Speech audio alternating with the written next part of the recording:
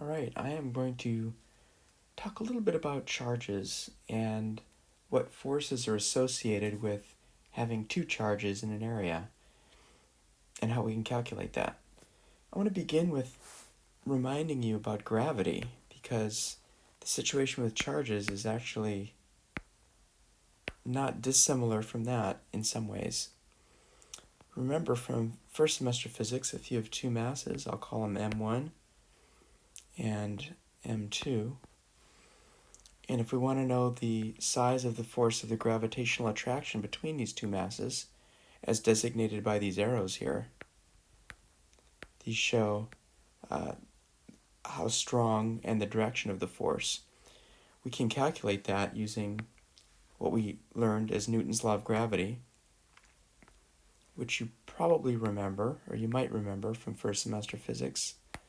Looks something like this.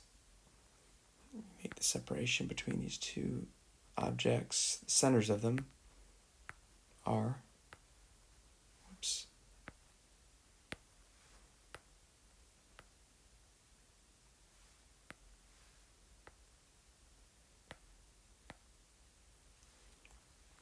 okay, so that was the equation we used to determine the attractive force between two objects of mass m1 and m2, separated by a distance between their centers of r, and we needed this constant value g, which is the universal gravitational constant. It is not 9.81 meters per second squared.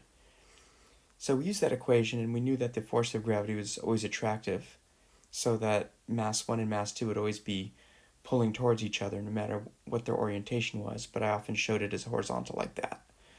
I'm going to repeat this, but I'm going to use charges Q1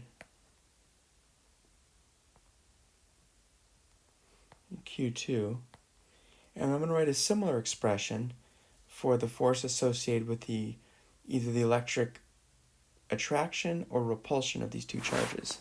It's going to look very similar to the other equation. I'll call it Fe because this is the electric force.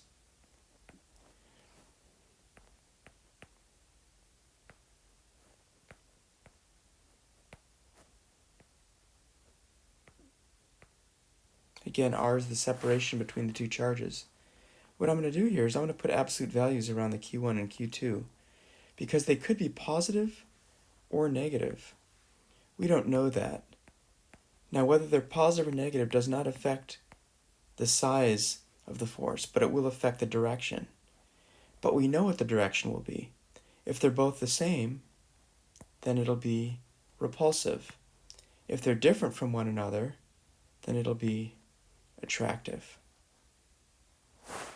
All right, so those are the directions that we have to account for, but we do that after we do the calculation. Just easier for us to manage it that way. Let me give you one example, and then you can work with this on your own for a bit. And I should tell you what K is, by the way. K is equal to 9, approximately. It's like 8.99 or something like that. But I'm going to go with 9 times 10 to the 9th. And the units are Newton meter squared per Coulomb squared. Remember, a Coulomb is the size of the charge. Q are in coulombs.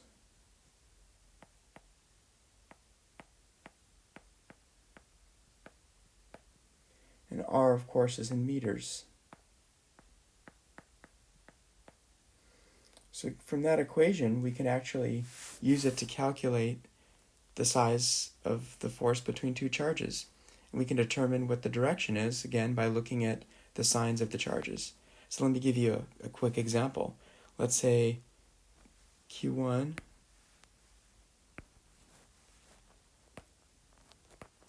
is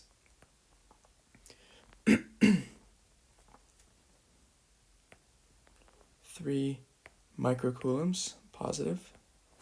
Q2,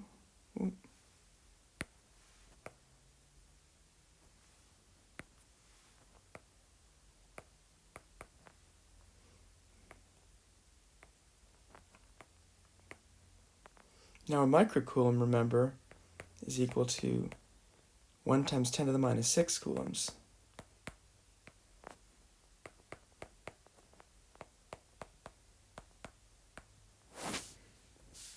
So if I want to find the electric force, oh, and I got to give you an R. Let's say R was, let's go with 9 meters.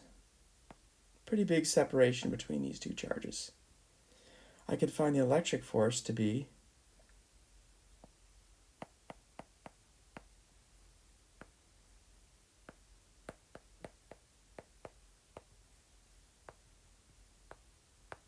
notice I'm taking the absolute value of these two numbers here, the plus 3 and the minus 3, because that's what the equation is showing me to do. Because I'm not looking at whether the electric force is a positive or negative value. It should be, the force, the size of it should be positive. That's why I take the absolute values. It's the directions that each charge experience that could be attractive or repulsive, and we'll account for that after the fact, after the calculation.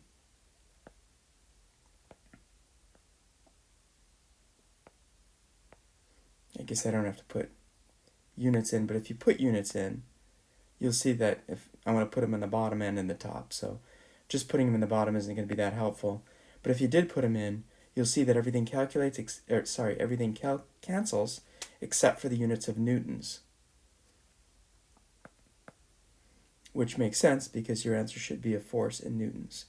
So if I do these calculations, I have 9 times, well, 3 times 3 is 9. And on the top, I have 10 to the 9th. 10 to the minus 6 times 10 to the minus 6 is 10 to the minus 12. I much prefer doing these by hand if I can, than by using my calculator, because when I use my calculator, I run almost a greater risk of error by typing a wrong exponent or something like that in. When I do it by hand, it's much easier to check, but you can also use your calculator. So if you do this multiplication, 9 times 9 is 81, divided by 81, that cancels. 10 to the 9th times 10 to the minus 12 is 10 to the minus 3rd newtons. So 1,000th of a newton doesn't seem like a lot, but this isn't a lot of charge, and it's separated by a pretty big distance of 9 meters. So the electric forces are actually surprisingly strong, and we'll talk more about that. Okay, hopefully this example helps you with figuring out how to calculate the sizes of the forces. Oh, I should mention the direction. What's going to be the direction of the forces acting on these two charges? The plus 3 microcoulombs and the minus 3 microcoulombs? Well, they're going to be attractive forces. So I'll draw an arrow like this. And in a subsequent video, I'm going to show you how we can label that arrow so that you don't have to necessarily see it to know whether it's to the right or to the left, or up or down. Okay.